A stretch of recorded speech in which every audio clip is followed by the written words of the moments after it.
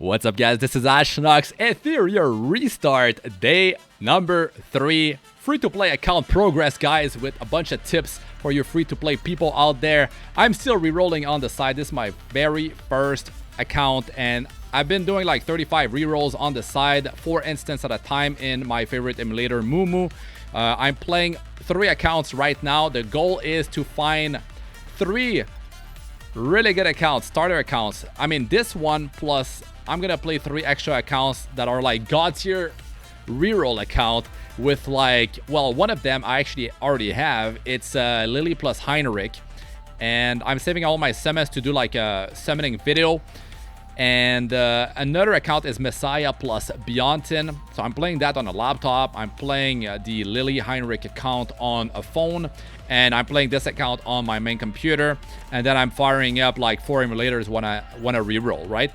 They opened Global 2. They initially opened like Asia 2, the server Asia 2, Europe 2. And now they opened like yesterday the Global 2 server. So when you're rerolling, instead of like needing like multiple Google accounts, or instead of like making email accounts, which after you do a bunch of those you need to receive a verification code, and if you do it too many times you're gonna get an error and you cannot get those verification code anymore. Your like IP address online is gonna be like blacklisted, and I don't know how long it takes until you're able to do it again, because I waited 3 hours yesterday and I still couldn't log into email accounts. So Google accounts the way to go. When you want to reroll, you want to actually just roll on new servers. So instead of always going for Global 1, go for Global 2, because you can still join all the global servers, and what happens is that you have less competition in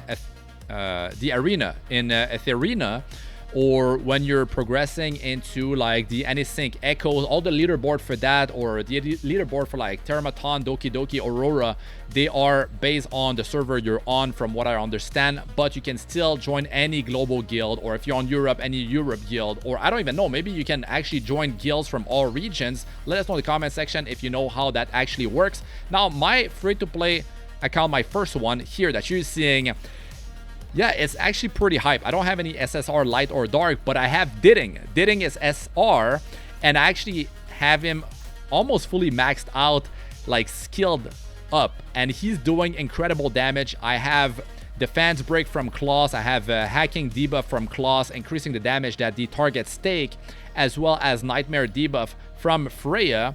Plus, Didding is able to mark the target, making it like vulnerable, taking 30% more damage.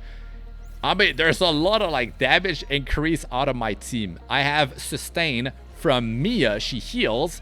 I got Barrier from Mia skill 1, but the big barrier is from my Hell Kid, giving my team immunity against debuffs, right? And he applies a barrier for the whole team with skill 3, which deals damage to everyone, and skill 2 actually boosts the barrier strength.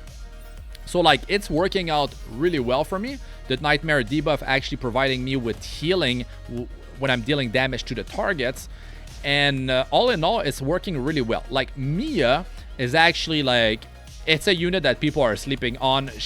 I'm just like, not even mid game, I would say, I'm still in early game. She is shining big time, and her kit is completely busted. Her kit just provides so much for your team.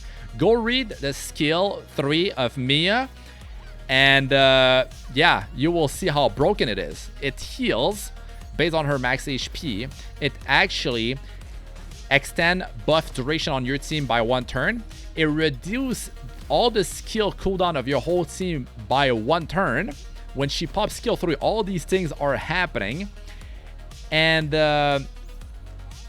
she's, wait, was it skill 3 or is it skill 2? Skill 3, I believe, is also reducing debuff duration on your team, I believe, by 1 turn. All this stuff is happening with her skill 3. It's busted. Just make Mia go last on your team. The fights that you're seeing, actually, my Hell Kid has 1 speed more than... he has 1 speed less than Mia. So in the perfect scenario, I'd have my whole team faster. Even Hell Kid using skill 3, then Mia, if I need healing, she's going to heal. But the AI is not going to heal if I don't need any heal. But let's say you took damage, she heals. My whole team getting 1 turn you know, all their skills are getting reduced by 1 turn, the cooldown. So that is big, on top of the healing, on top of the buff, you know, extension. Very, very powerful. The skill 2 is actually a double attack that remove buff from the target, 1 buff per hit, and the skill 1 applies a shield to the, you know, lowest health ally on your team. I believe the skill 2 does something else as well.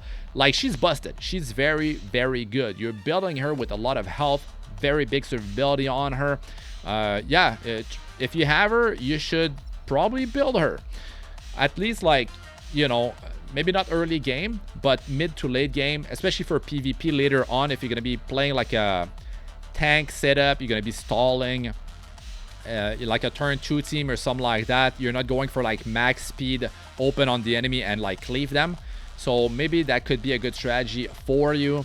Depends on the playstyle that you're going to go with, depend on the units that you're pulling. So depending on what units you pull, it will dictate kind of like the playstyle you should go for in PvP, right? So I'm going through various pieces of content. My team is definitely doing really well, considering that this is day number 3, guys. This is at the end of day number 3, at the beginning of day number 4. I didn't do any recharge of stamina on the start of the day 4, and I just did this recording. So yeah, the day 3 was completed, and my account level is 30. I'm free to play, and I mean, some people could say that I got lucky with my unit pulls, but I did permanent summons only on this account. I didn't do any summons on the Freya banner, and I managed to get Freya from the permanent summon pool, which is very nice. And I got multiple copies of Didding. I got so many copies of Didding, my main damage dealer carry, that he is now maxed out. He got all those stat boosts, right? And he's missing 2 skill ups on skill 1 and on skill 2 1. You can see the damage. I mean, it speaks for itself. And my modules, my gear is trashed, what I have on me. But the big tip that I'm going to tell you is that you need to farm for shells, but not only, like, not any shell, not like purple shells. You should be farming when you hit Fabian, right? When you hit the stage of Fabian hard, which is the first Fabian stage in the Grim Pursuit, you're going to be able to get 2 amazing shells. You got Black Flag, amazing for supports. It gives you a 2-turn speed buff, 30% speed increase for your unit after they go. Plus you get a turn meter push of 16% after you bring the shell to level 40. And Twilight Knight, the first real shell for dealing damage. What happens is that the shell attacks, it reduces the defense of the target by 50%, and then your animus, your unit, attacks. So it's like almost a defense shred by itself without needing like a defense shred debuff on the target. But they both stack, so whatever remaining defense they have after, you know, they have the defense break debuff, you are reducing whatever left by 50%. An additional 50% reduction. So that's very nice to like get that damage up there, and it's gonna really scale not only your stats on your animuses when you level up those shells, but those passive on those shells are amazing. You can go and check out what kind of stats you can get, but like on the first passive with a yellow shell, you can get like 20% attack increase. You could get like 20% health increase. On the second passive, you could get 14 speed. That's going to be the most sought after passive. That's actually incredible. Or you can get damage reduction, or like crit chance or crit damage. And the third passive, you can get like increase like final damage or reduce the final damage taken and stuff like that. So more damage or survivability increase. So all in all, shells are a massive deal, because like not only you're getting a special ability out of them, you're getting like passive stats on top of like them having passives that boost your stats even further. So you don't want to sleep on you know, on shells, and farming the right one and powering them up properly is definitely key. You can reconfigure them and try to get, you know, the passive that you want, but don't be too difficult, right? Early on, you have your resources are very precious, and like after yellow shells there's going to be red shells, so you don't want to go like too all in. But when you do get some Twilight Knights and when you do get some black flags, if you do not have a speed buff on your team, then you can invest into them and they will be boosting your team's like offensive and defensive power tremendously, and your speed, a lot of speed out of your shells that you're able to get. My Freya is getting 43 speed from the shell's passive stats, plus the second passive giving her 13 speed out of the maximum, which is a 14.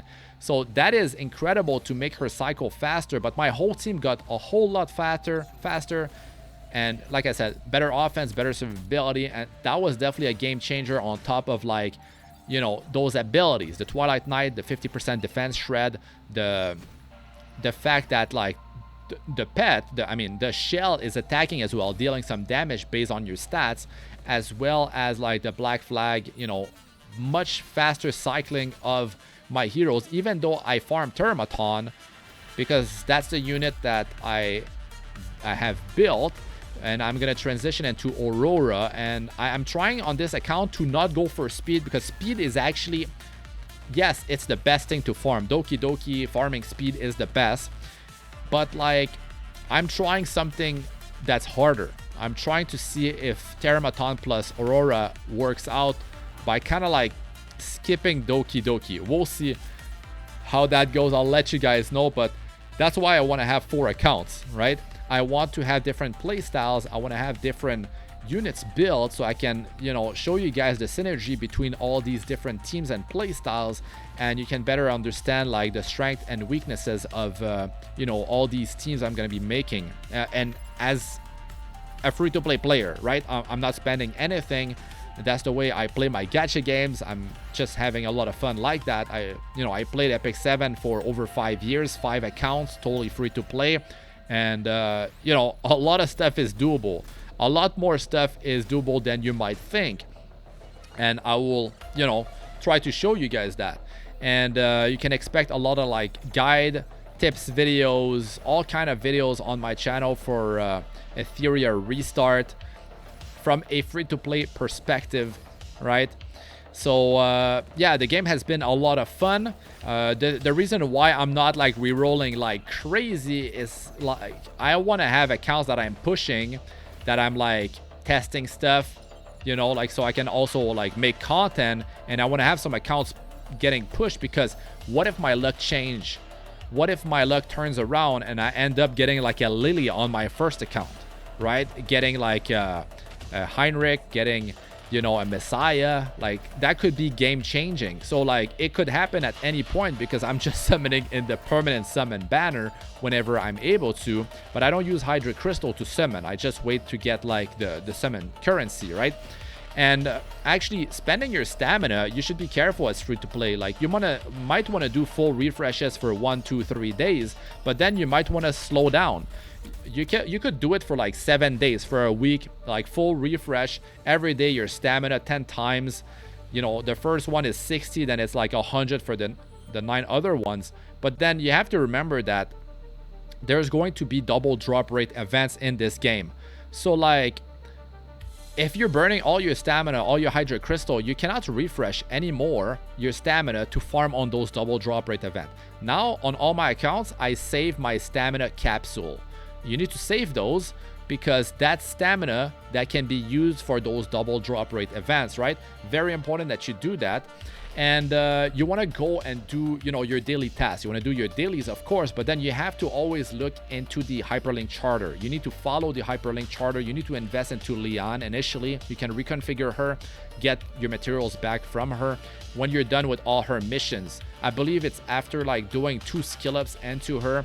After that, you don't need to actually, you know, build her further. But Leon is actually really good, unless you have like a red damage dealer. Leon is actually amazing. Like she's actually really good when you really build her. So I wouldn't say that you should reconfigure Leon, to be honest, even though perfect lattices are very hard to get. SR actually units are very, very strong, guys. So yeah, there's a lot of information that I would like to give you guys. So I'm going to be making guide videos, tip videos and all that good stuff, but I wanted to show you guys my progression after 3 days, you know, as free to play. And yes, I did stamina refreshes, but I did not use my capsule, and now I'm slowing down because I'm gonna be saving my Hydra Crystal for the double drop rate event. And yeah, I mean, like, the account progress has been going really well. I'm enjoying it. The game is, like I said, very, very fun. Always do, you know, your Anasync Echoes, try to push further. Phantom Theater every day, Cubic Game every day, Shell Story every day, the Etheria, even RTA to clear the shop.